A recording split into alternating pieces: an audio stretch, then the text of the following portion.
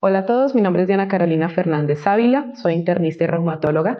Actualmente trabajo en los centros médicos Keralty en Bogotá y hago parte del Comité de Control de Datos de GLADEL. Para este curso me correspondió hablar sobre las guías de práctica clínica en vasculitis ANCA. Este es mi conflicto de interés. UERFEN patrocina el desarrollo de este curso, pero quiero aclarar que la responsabilidad del contenido es mía y no hay ninguna injerencia del laboratorio en dicha presentación.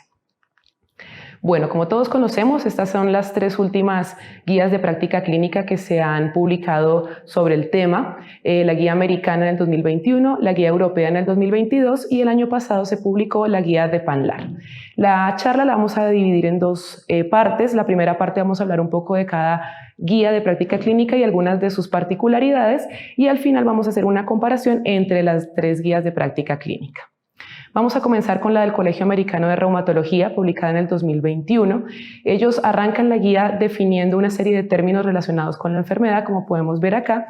Definen, por ejemplo, enfermedad activa, enfermedad severa, enfermedad no severa, remisión, enfermedad refractaria y recaída. Además, también define todas las dosis de medicamentos utilizados en dicha enfermedad. Lo más importante de esta tabla es reconocer cuáles son las manifestaciones que se definieron como enfermedad severa, que en este caso son la hemorragia alveolar, glomerulonefritis, vasculitis del sistema nervioso central, mononeuritis múltiple, compromiso cardíaco, isquemia mesentérica e isquemia de extremidades. Todas aquellas manifestaciones relacionadas a las vasculitis, diferente a las antes mencionadas, se consideran como enfermedad no seria o no severa.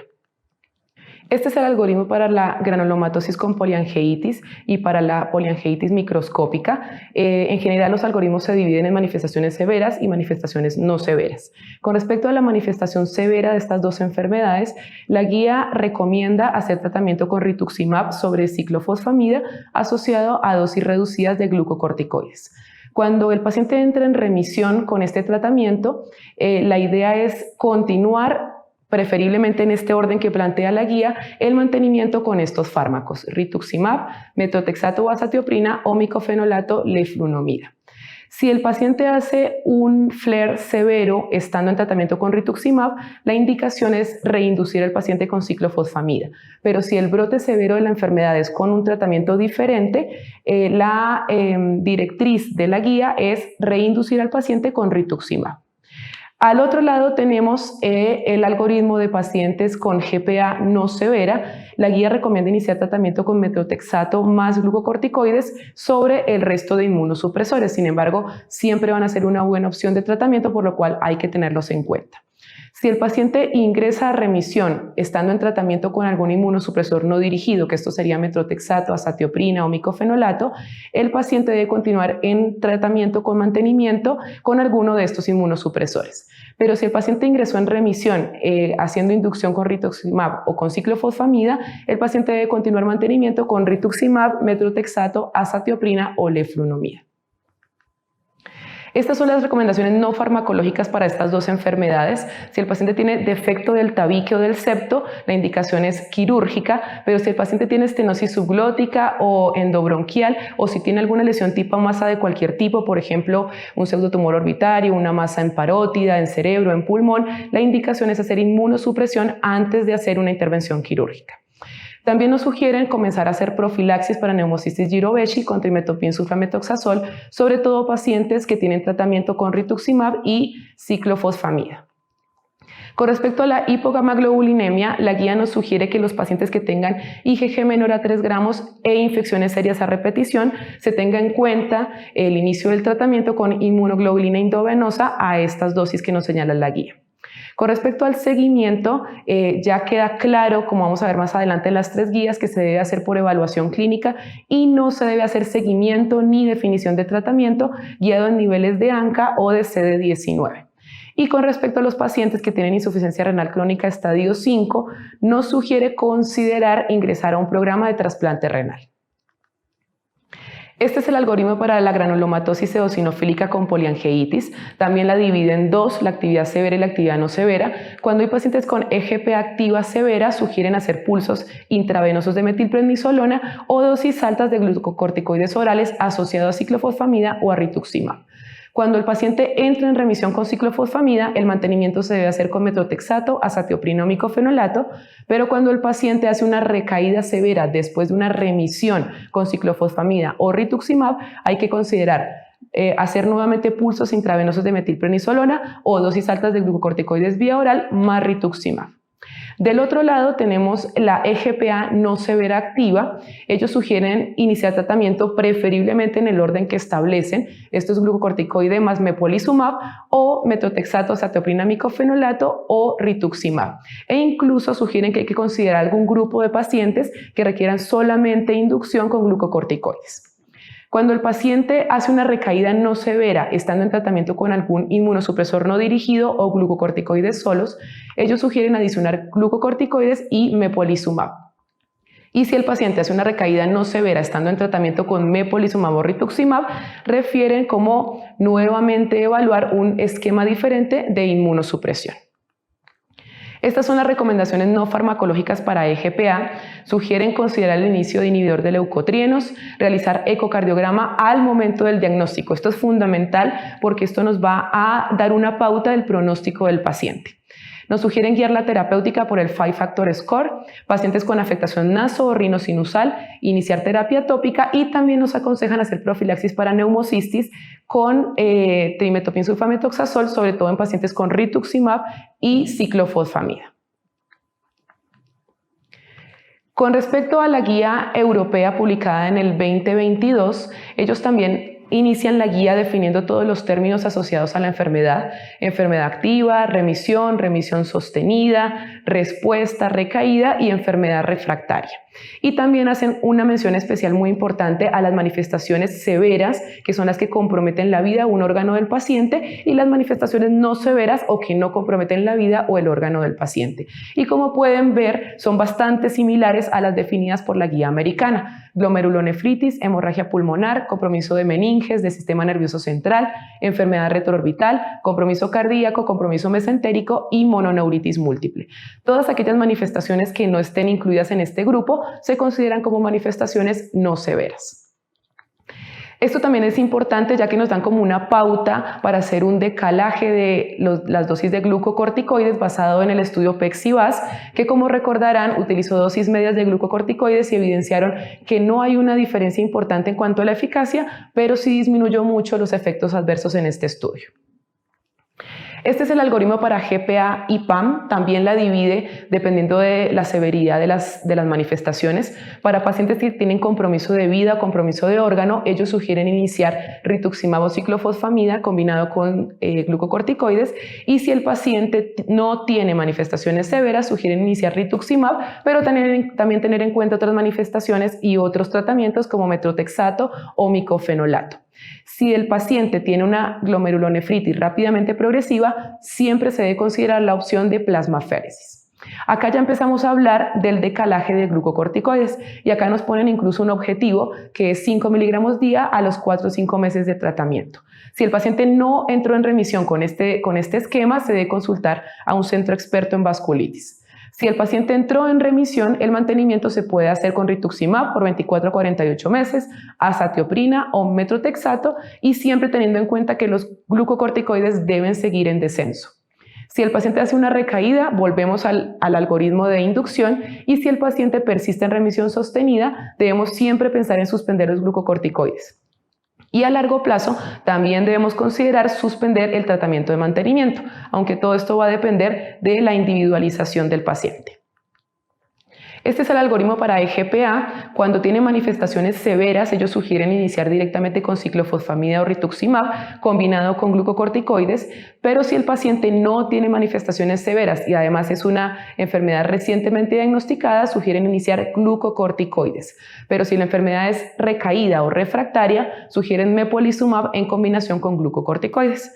Igual que en las enfermedades anteriores, si el paciente no entra en remisión con este tratamiento, se sugiere consultar a un centro experto en vasculitis.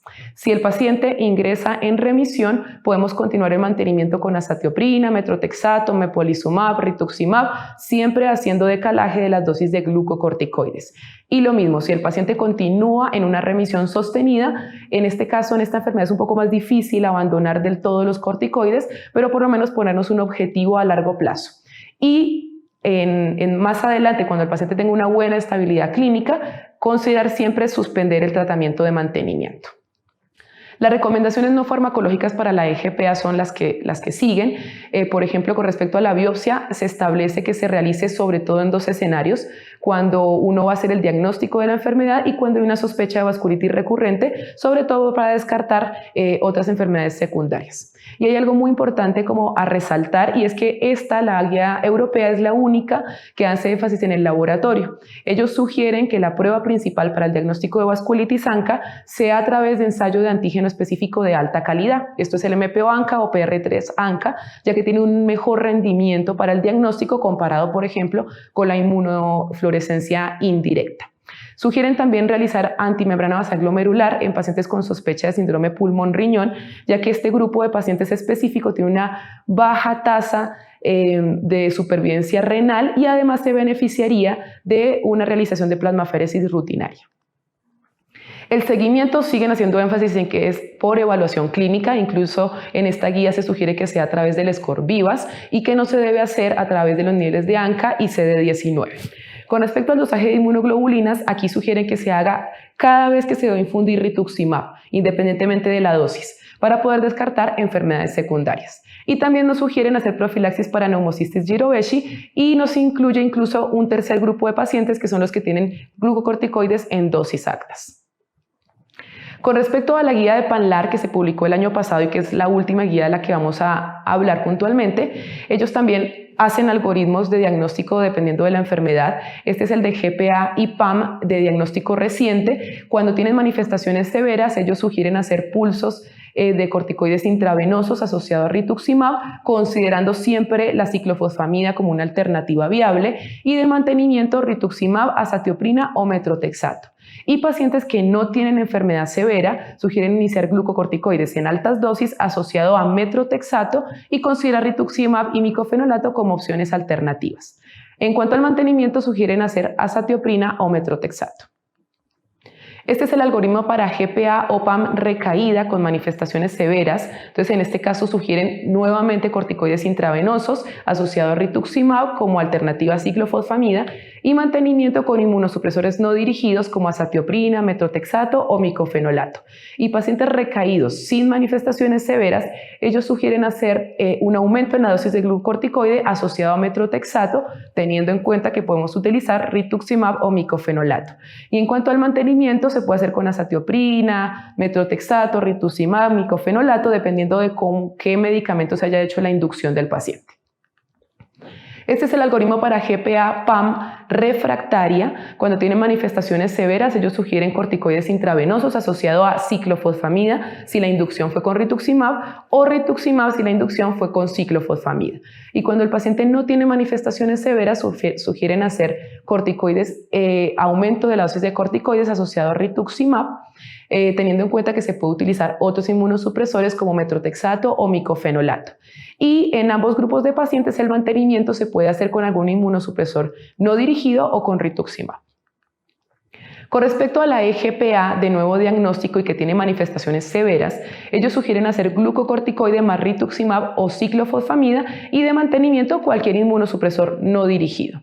Y en los pacientes que tienen manifestaciones no severas, sugieren corticoides más algún inmunosupresor no dirigido, que recordamos que son la azatioprina, metrotexato o micofenolato. Y con estos mismos fármacos se puede hacer el tratamiento de mantenimiento. Cuando la EGPA es recaída y además tiene enfermedad severa, ellos sugieren hacer corticoides más rituximab o ciclofosfamida y el mantenimiento con algún inmunosupresor no dirigido.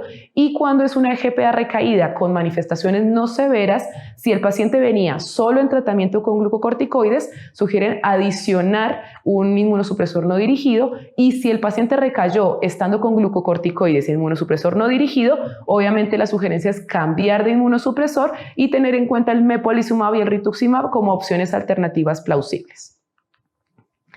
Este es el último algoritmo que les vamos a presentar de la guía de PANLAR, es el de GPA refractaria. Ellos sugieren mepolizumab más glucocorticoides en dosis estándar y adicionado o no con un inmunosupresor no dirigido, y siempre haciendo, digamos, la salvedad de hacer los glucocorticoides en decalaje con el objetivo de discontinuar en algún momento del tratamiento. Bueno, y para finalizar la charla vamos a comenzar con la segunda parte, que es el resumen de las guías y la comparación. Empezamos con GPA y PAM. Acá encontramos las 3 guías de las que charlamos.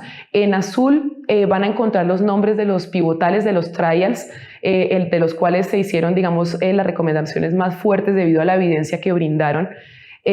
Por ejemplo, arrancamos con la enfermedad severa, en la inducción de la enfermedad severa. Acá la verdad es que es bastante homogéneas las guías, recomiendan hacer glucocorticoides más rituximab o ciclofosfamida, dependiendo de las características clínicas del paciente. En cuanto a la inducción con glucocorticoides, tal vez acá es donde hay la principal diferencia en las 3 guías, y es que, como se pueden dar cuenta, a medida que avanza la evidencia científica, la idea es, o la sugerencia es, indiciar dosis bajas de corticoides, hacer reducción o decalaje a largo plazo y siempre tener un objetivo. Por ejemplo, en la guía de Panlar es 5 miligramos kilo a los 5 o 6 meses de tratamiento. Con respecto a la inducción de enfermedad no severa, las guías también son homogéneas, sugieren metrotexato, tener en cuenta rituximab, ciclofosfamida como otras opciones alternativas. Con respecto al mantenimiento, también digamos que las 3 guías coinciden bastante, y sobre todo porque tal vez este paso es en el que más tenemos evidencia científica dado por los resultados de los Main-Rit-San. Las 3 guías sugieren hacer mantenimiento con rituximab, principalmente en esquema fijo, es decir, que no esté guiado por los niveles de ANCA ni de CD19, y la dosis recomendada es 500 miligramos cada 6 meses. Sin embargo, hay que tener en cuenta todas las otras alternativas como azatioprina, metrotexato, micofenolato e incluso el rituximab en otras dosis diferentes. Para enfermedades con recaída severa se sugiere rituximab o ciclofosfamida dependiendo de las características del paciente, y para recaída no severa se sugieren los inmunosupresores no específicos como el metrotexato o el micofenolato. Y acá también hay una salvedad, y es que ya no se sugiere agregar inmunoglobulina intravenosa a menos que el paciente tenga una hipogamaglobulinemia con alto riesgo de infección.